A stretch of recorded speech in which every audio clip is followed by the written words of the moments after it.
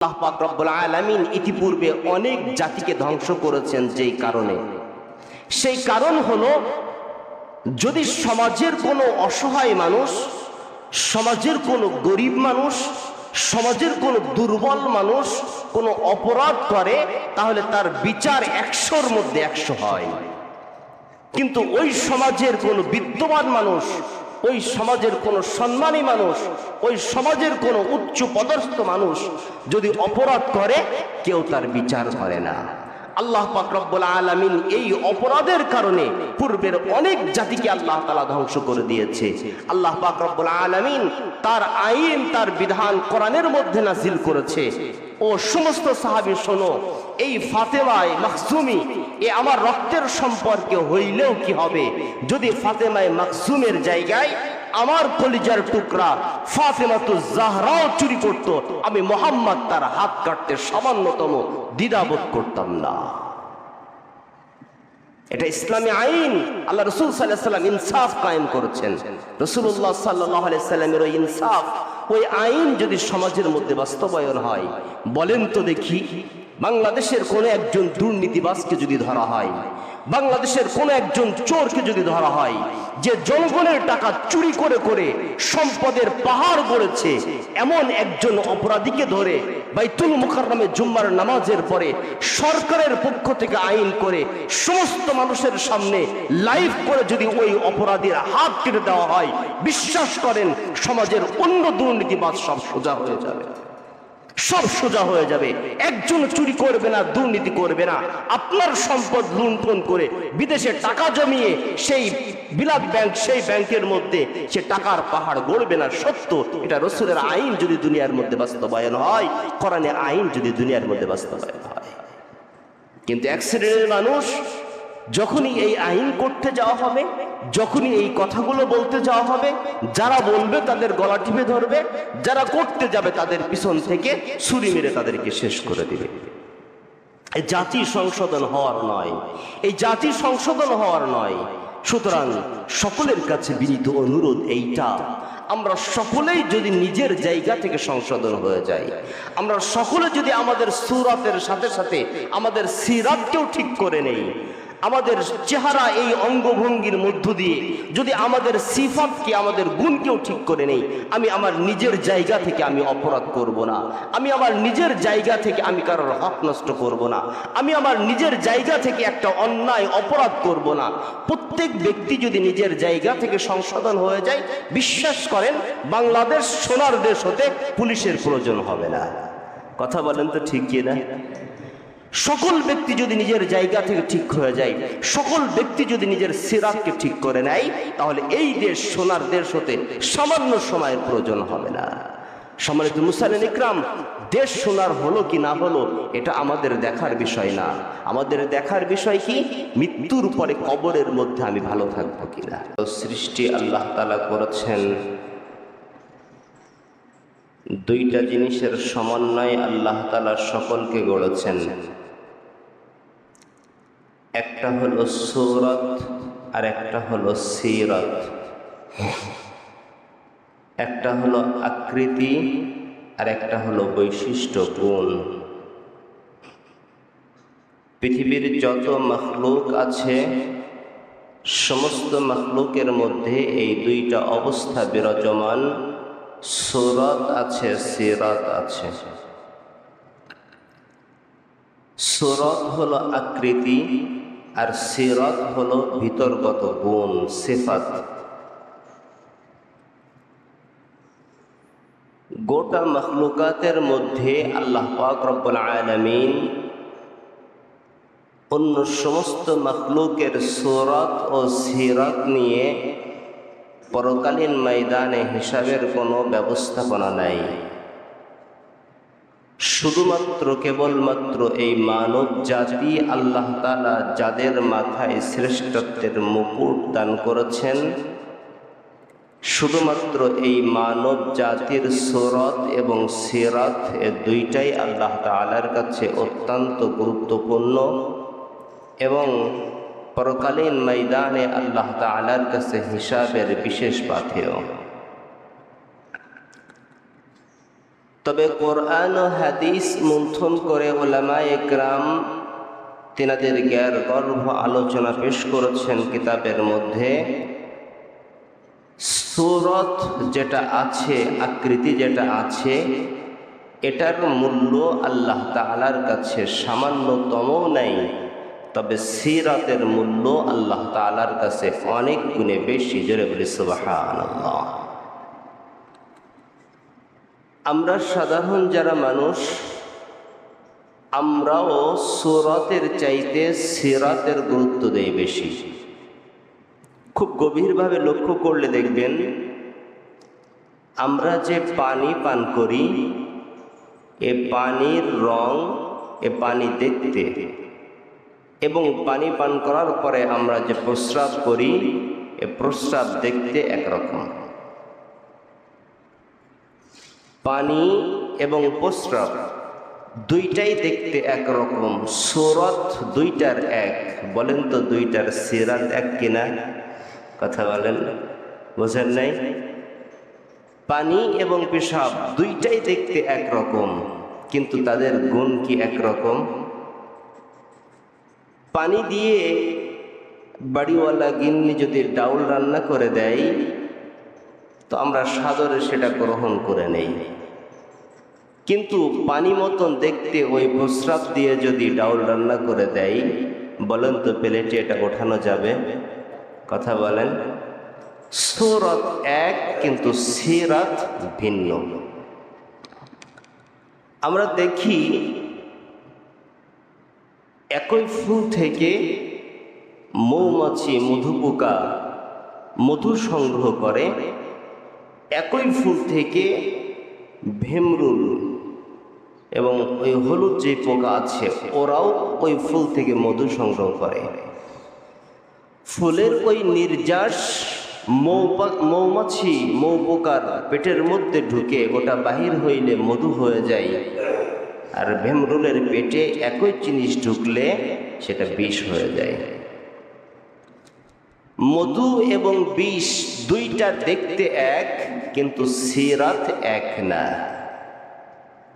সন্তান বাবাকে বলেছে, বাজার থেকে আমার জন্য আখ নিয়ে এসো। তো বাজারের একই জায়গায় একজন দাঁড়িয়ে আখ বিক্রি করতেছে, তার পাশেই একজন ওই মূলা বাঁশ বিক্রি করতেছে। মুলি বাঁশ যেটাকে বলে, কুঞ্চি হয় না, সুদা বাঁশ। দুই বিক্রেতা একই জায়গায় দাঁড়িয়ে, একজন বাঁশ বিক্রি করতেছে, একজন আখ বিক্রি করতেছে। তো এ ব্যক্তি বাজারে যে সমস্ত কাজ কাম শেষ করে বাজার থেকে ফেরার পথে রাত হয়ে গেছে, আধারে উনি একটা ওইখান থেকে নিয়ে টাকা দিয়ে বাড়ি চলে গেছে। সন্তানের কাছে দিয়েছে, সন্তান আত্মহারা হয়ে যখনই দাঁত বসিয়েছে, দেখতেছে দাঁত বসতেছে না। এরপরে আলোর কাছে নিয়ে এসে দেখলো বাবা আখের জায়গায় ওই মুলি বাঁশ নিয়ে চলে এসেছে। দেখতে এক, সূরত এক, কিন্তু সিরাত আলাদা। আল্লাহ পাক রব্বুল আলামিন গোটা মানব জাতিকে আল্লাহ তাআলা এক সিরাত দিয়ে তৈরি করেছেন। চোখ একই রকম দেখতে, নাক একই রকম দেখতে, হাত একই রকম দেখতে, মাথা একই রকম দেখতে, প্রত্যেকের মাথা একই জায়গায় ফিট করা, প্রত্যেকের হাত একই জায়গায় ফিট করা, প্রত্যেকের পা একই জায়গায় ফিট করা। সূরতের দিক দিয়ে আল্লাহ তাআলা সমস্ত মানব জাতিকে একরকম বানাইলেও, বলেন তো সমস্ত মানুষের সিরাত কি একরকম? কথা বলেন। সূরত সকলের এক, কিন্তু সিরাত সকলের কাছে এক নয়। সূরত এটা মূল্যবান নয়, সিরাত হলো মূল্যবান। যেই ব্যক্তির সিরাত উত্তম, যেই ব্যক্তির সিরাত ভালো, যেই ব্যক্তির সিরাত উন্নত মানের, সেই ব্যক্তির মর্যাদা আল্লাহ তাআলার কাছে অনেক অনেক গুণে বেশি। জোরে বলে সুবহানাল্লাহ। কিন্তু এর বিপরীত, সূরত খুবই সুন্দর, খুবই সুঠাম দেহের অধিকারী, চকচকা চেহারা, একেবারে দেখলেই দৃষ্টি লেগে যায়, নজর লেগে যায়, কিন্তু এই ব্যক্তির সিরাত সামান্যতম ভালো না। বলেন তো আল্লাহ তাআলার কাছে, শুধু আল্লাহর কাছে না, জাগতিক দুনিয়ায় মানুষের কাছেও তার দাম আছে কিনা? কথা বলেন। সকলেই তাকে ঘৃণা করে বসে। হযরত বেলাল রাদিয়াল্লাহু তাআলা আনহুর কথাই বলতে হয়, আল্লাহ পাক রব্বুল আলামিন যিনাকে সূরত দেন নাই। ইথিওপিয়ার অধিবাসী ছিলেন, নিগ্রো মানুষ ছিল, কালো তো কি কালো, অনেক কালো মানুষ ছিল, চেহারার ঢংটাও ভালো ছিল না, নাকের গড়নটাও ভালো ছিল না, চোখ দুটাও সুন্দর ছিল না, গলার আওয়াজটাও ভালো ছিল না। কিন্তু আল্লাহ পাক রব্বুল আলামিন ওই বিলাল, যার সূরত ভালো ছিল না, সে সিরাত উন্নত করেছিল। আল্লাহ তাআলার আরশে আজিমে বেলালের দাম অনেক গুণে বেড়ে গিয়েছে। জেরে বলেন সুবহানাল্লাহ। সুতরাং সূরত দিয়ে বিবেচনা করা এটা বুদ্ধিমানের পক্ষে তার সঠিক সিদ্ধান্ত, দৃষ্টান্ত নয়। সিরাত দিয়ে বিবেচনা করা, একজন মানুষকে সঠিক মাপে মাপকাঠিতে অর্জন করা, এটা হলো একজন বিজ্ঞবান মানুষের অতীব একটা জরুরি বিষয়।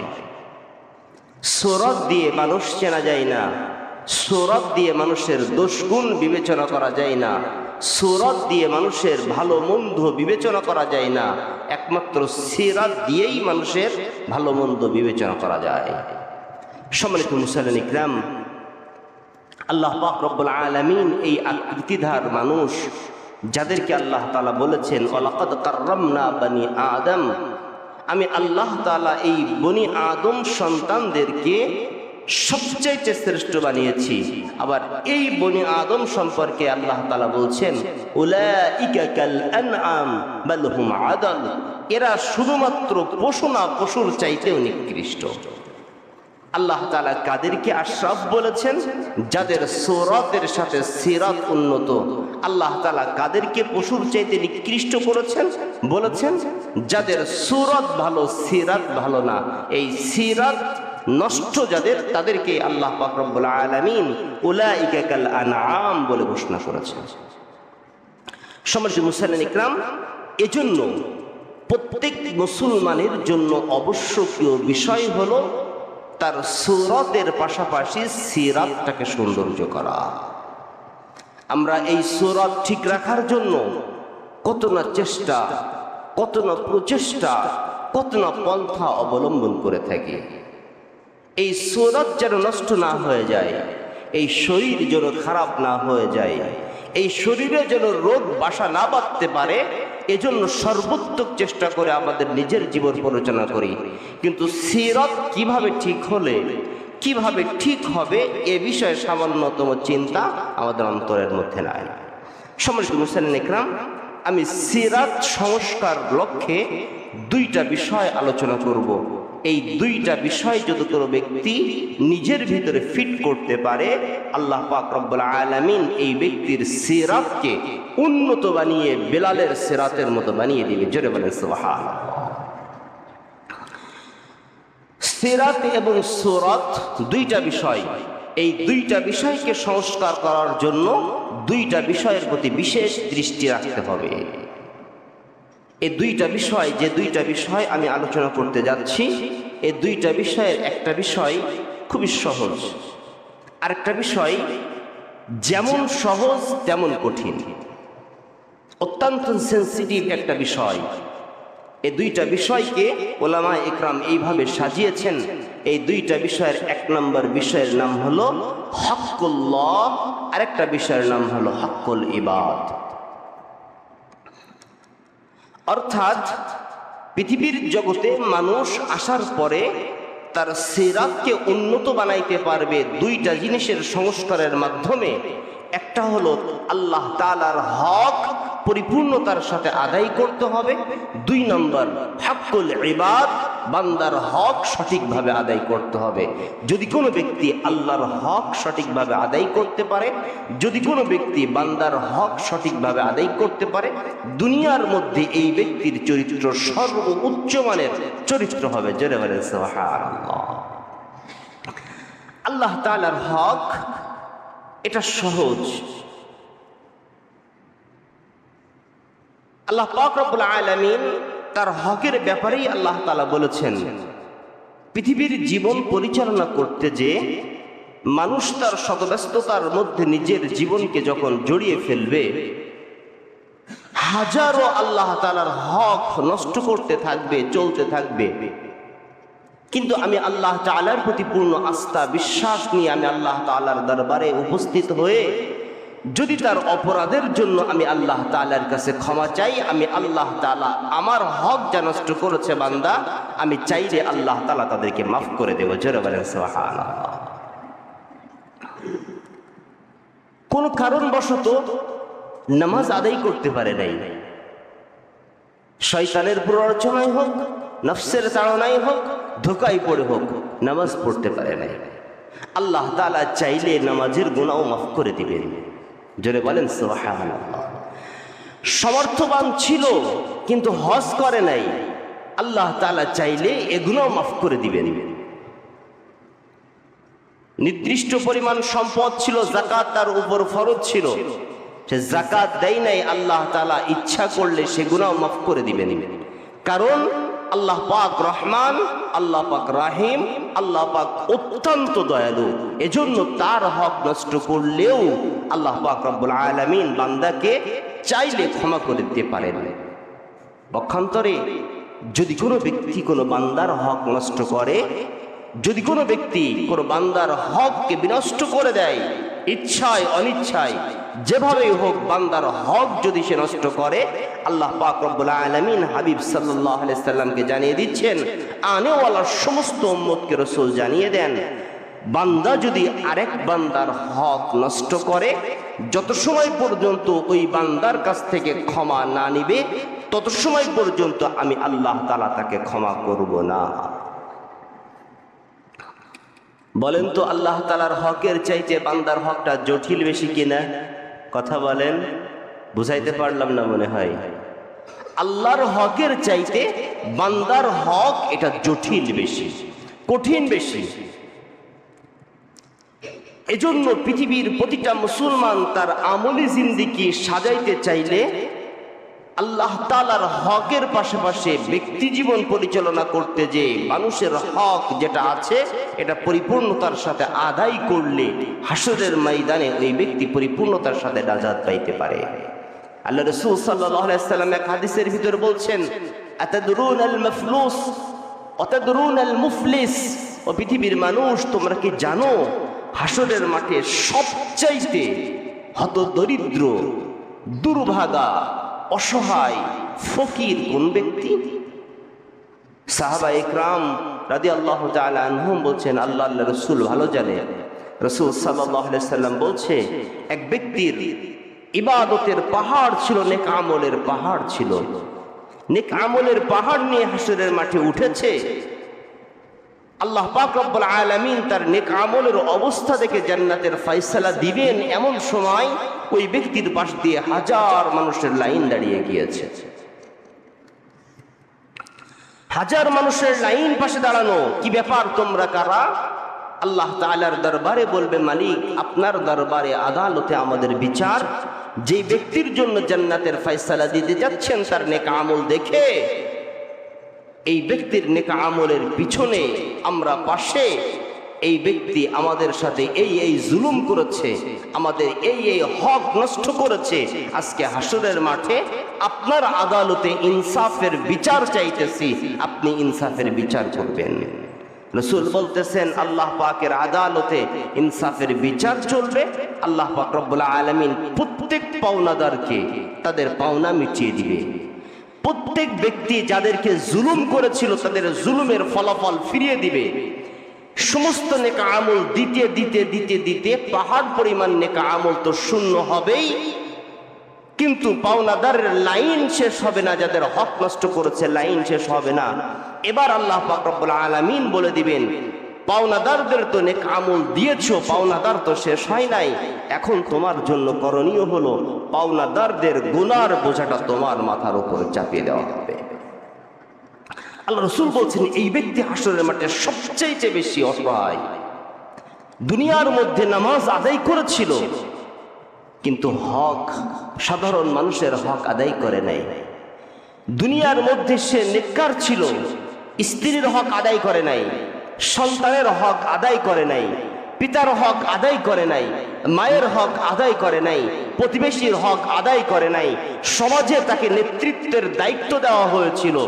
সমস্ত মানুষ বাছাই করে একজন মানুষকে নির্বাচন করে ক্ষমতার আসনে বসানো হয়েছিল। সে ক্ষমতার আসনে বসে মানুষের হক আদায় করার জায়গায় হক নষ্ট করেছিল। হাসরের মাঠে এই ব্যক্তিকে ছাড় দেওয়া হবে না। সম্মানিত মুসলিম ইকরাম, এজন্য প্রত্যেকটা মানুষ তার সুরাতের সাথে যদি সিরাত ঠিক করতে চায়, সর্বপ্রথম আল্লাহ তাআলার হক আদায়ের পাশাপাশি প্রত্যেক ব্যক্তির, বান্দার যে হক, একজন ব্যক্তি আরেকজন ব্যক্তির উপরে যে হক আছে, এই হকগুলো সঠিকভাবে আদায় করতে হবে। আমরা বর্তমান পৃথিবীর মানুষ এমন আছি, এই বিষয়টা আমাদের কাছে এত পরিমাণ নিম্ন স্তরে নেমে গিয়েছে, আমরা কল্পনাও করতে পারি না। ভাই ভাই বাবার সম্পত্তি নিয়ে দ্বন্দ্ব, ভাই বোন বাবার সম্পত্তি নিয়ে দ্বন্দ্ব, বোনের যে হক ভাই দিতে চায় না, ছোট ভাইয়ের হক বড় ভাই দিতে চায় না। এমন ধরনের নানান ঝামেলার মধ্যে বর্তমান সমাজ রয়েছে। আম্মা জান আয়েশা সিদ্দিকা রাদিয়াল্লাহু তাআলা আনহা একটা হাদিসের ভিতরে বলছেন, একজন শহীদ যে আল্লাহর রাস্তায় জিহাদ করে শহীদ হয়েছে, আল্লাহ পাক রব্বুল আলামিন ওই ব্যক্তির সমস্ত গুনাহ মাফ করে দেয়। কিন্তু যদি ওই ব্যক্তির উপরে কোনো ঋণ থাকে, আল্লাহ তাআলা ওই ঋণের বোঝাটা তার থেকে নামায় দেন না। আমাদের আয়েশা সিদ্দিকা রাদিয়াল্লাহু তাআলা এই হাদিসের ভিতরেই বলতেছেন, যদি পৃথিবীর কোনো মানুষ কোনো একজন মানুষের 1 বিঘা পরিমাণ জায়গা ফাঁকি দিয়ে জোর করে হোক, জুলুম করে হোক, আইনের মারপ্যাচ দিয়ে হোক, যেইভাবে হোক 1 বিঘা জমি যদি কেউ ফাঁকি দিয়ে নিয়ে ভোগ করে, হাসরের মাঠে আল্লাহ তাআলা ওই জমিনের 7 তবক স্তরকে তার গলার মধ্যে আল্লাহ তাআলা ঝুলিয়ে দিবে। অন্যায়ভাবে একজনের জামার কলার ধরে আপনি টাকা আদায় করে নিয়েছেন, অন্যায়ভাবে একজন ব্যক্তির গালে আপনি চড় বসিয়েছেন, আপনার সম্পদ আছে, আপনার ক্ষমতা আছে, আপনার পাওয়ার আছে, তার অপব্যবহার করে আপনি একজন মানুষের উপরে জুলুম করেছেন। আপনার প্রতিবেশী অশিক্ষিত মানুষ, গরিব মানুষ, আপনি শিক্ষিত মানুষ, আপনি ধনী মানুষ, আইনের মারপ্যাচ দিয়ে তার জমির কিছু অংশ আপনি নিয়ে নিয়েছেন। বিশ্বাস করেন, আপনার নামাজ, আপনার রোজা হাসরের মাঠে আপনাকে বাঁচাইতে পারবে না, আপনাকে বাঁচাইতে পারবে না। এজন্য সূরাত যতই সুন্দর হোক, সিরাত যদি ঠিক না থাকে তাহলে বিপদের কোনো শেষ নাই। সম্মানিত মুসলিম ইকরাম, ইনসাফ এটা সকলের জন্য অপরিহার্য, ন্যায় বিচার এটা সকলের জন্য অপরিহার্য।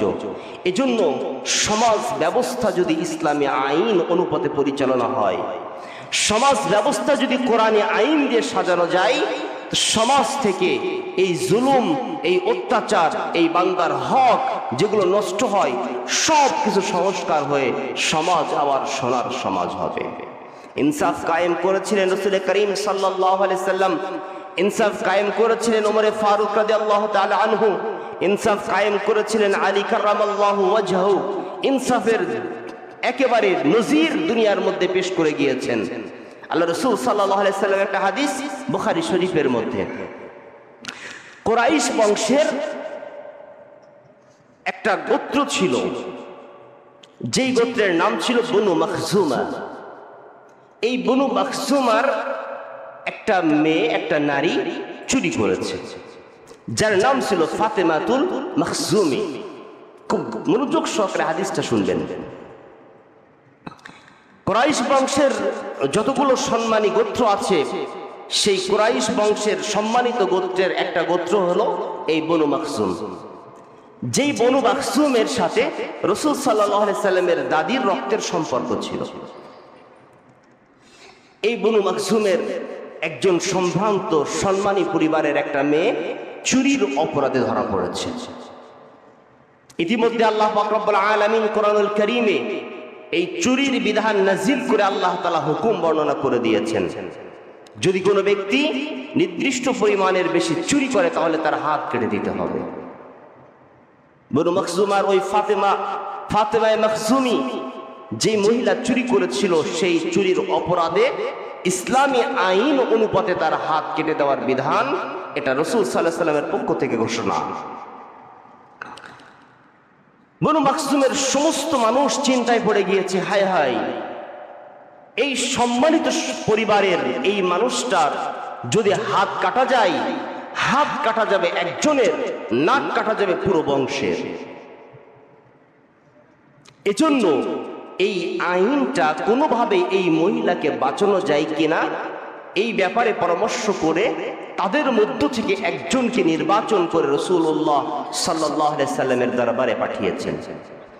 যাকে রাসূলুল্লাহ সাল্লাল্লাহু আলাইহি সাল্লামের কাছে পাঠিয়েছেন তিনি হলেন রাসূল সাল্লাল্লাহু আলাইহি সাল্লামের পালক পুত্র যায়েদের ছেলে ওসামা বিনতে যায়েদ রাদিয়াল্লাহু তাআলা আনহু, উনাকে পাঠিয়েছেন রাসূলের কাছে। আল্লাহ রাসূল সাল্লাল্লাহু আলাইহি সাল্লাম এই ওসামা বিনতে যায়েদকে হুব্বুর রাসূল বলা হতো।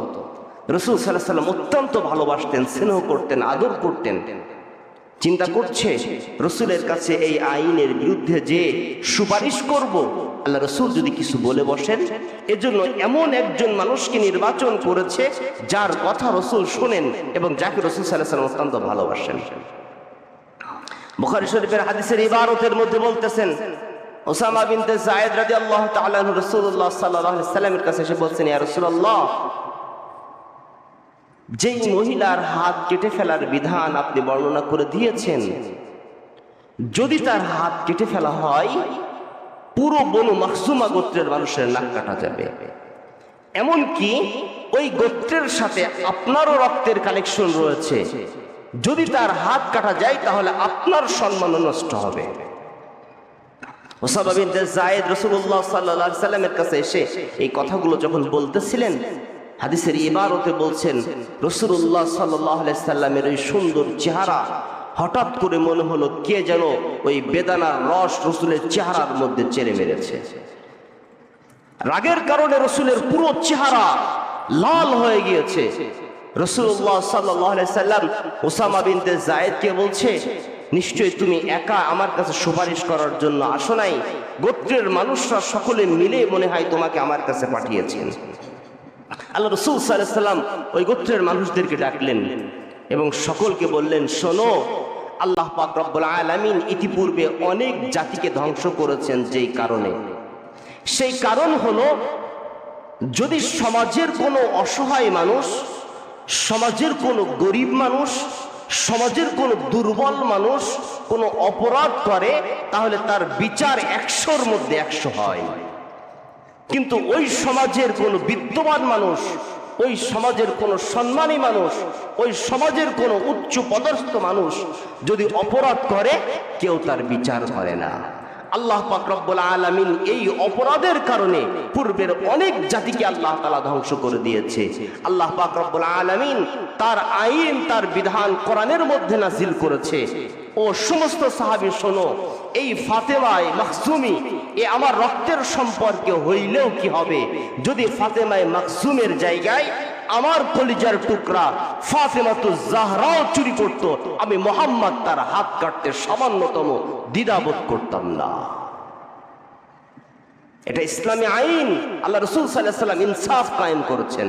রাসূলুল্লাহ সাল্লাল্লাহু আলাইহি সাল্লামের ওই ইনসাফ, ওই আইন যদি সমাজের মধ্যে বাস্তবায়ন হয়, বলেন তো দেখি, বাংলাদেশের কোন একজন দুর্নীতিবাজকে যদি ধরা হয়, বাংলাদেশের কোন একজন চোরকে যদি ধরা হয়, যে জনগণের টাকা চুরি করে করে সম্পদের পাহাড় গড়েছে, এমন একজন অপরাধীকে ধরে বাইতুল মুকাররমে জুম্মার নামাজের পরে সরকারের পক্ষ থেকে আইন করে সমস্ত মানুষের সামনে লাইভ করে যদি ওই অপরাধীর হাত কেটে দেওয়া হয়, বিশ্বাস করেন সমাজের অন্য দুর্নীতিবাজ সব সোজা হয়ে যাবে, সব সোজা হয়ে যাবে।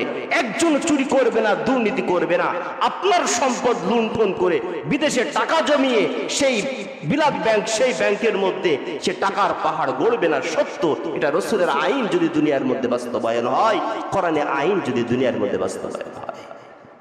কিন্তু এক শ্রেণীর মানুষ যখনই এই আইন করতে যাওয়া হবে, যখনই এই কথাগুলো বলতে যাওয়া হবে, যারা বলবে তাদের গলা টিপে ধরবে, যারা করতে যাবে তাদের পিছন থেকে ছুরি মেরে তাদেরকে শেষ করে দিবে। এই জাতি সংশোধন হওয়ার নয়, এই জাতি সংশোধন হওয়ার নয়।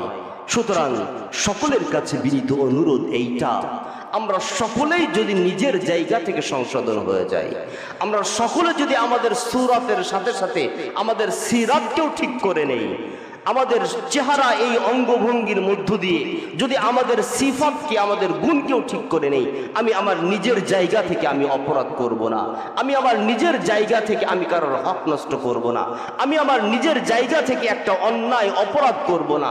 প্রত্যেক ব্যক্তি যদি নিজের জায়গা থেকে সংশোধন হয়ে যায়, বিশ্বাস করেন বাংলাদেশ সোনার দেশ হতে পুলিশের প্রয়োজন হবে না। কথা বলেন তো ঠিক কি না?